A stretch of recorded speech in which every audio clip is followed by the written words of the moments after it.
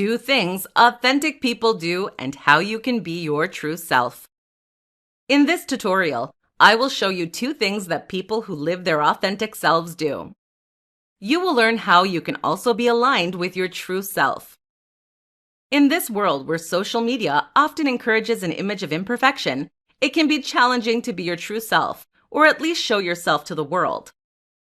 While those who live an authentic life tend to be happier and have more success in life, it is by far more difficult to do than it seems.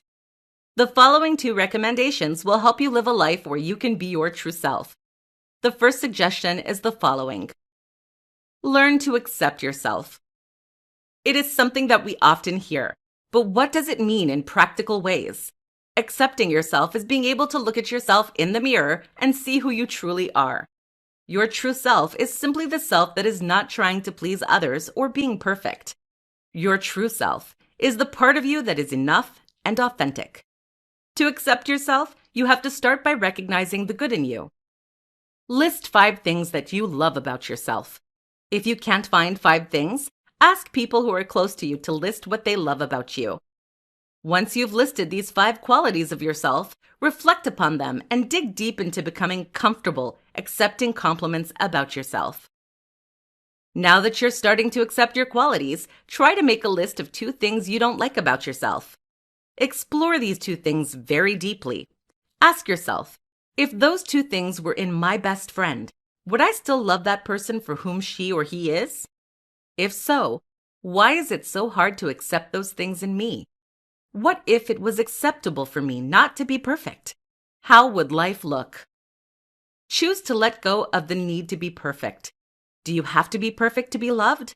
What if loving yourself meant that it was merely accepting yourself for who you are, flaws and all? Learn to listen to yourself. One of the biggest mistakes we make growing up is losing a sense of self. We stop listening to ourselves and start paying attention to what others think of us. After years of trying to please others, we completely forget who we are and what we want. It is possible to come back to listening to yourself by starting to build boundaries. Boundaries mean that you place yourself as a priority to ensure that you don't lose yourself in relationships with others. That said, a boundary could be to say no when you don't feel like doing something. It could also be not to develop a relationship with individuals who seem to want to change you or always require you to do something for them. By distancing yourself from people who continuously require that you feed their ego, you are slowly making space for yourself and allowing more energy to be spent for your own needs. Once you've created that space, it will be easier to understand your needs and listen to what you want in life. Listening to yourself can be difficult at first because we don't always know what we want or what we need. A great way to approach it is to seek what you see in your external world. For example, if you feel like you need attention from others, it could mean that you simply need to give yourself more attention. On the other hand, if you get annoyed by people who don't meet your expectations, it could be a sign that you feel you're not meeting your own expectations. Debbie Ford once said, "The world mirrors yourself back to you.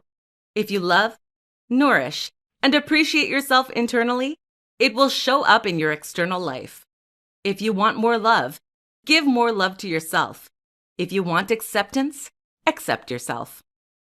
It is now time for you to not only accept yourself for who you are, but also start listening to your needs and take ownership to nourish them.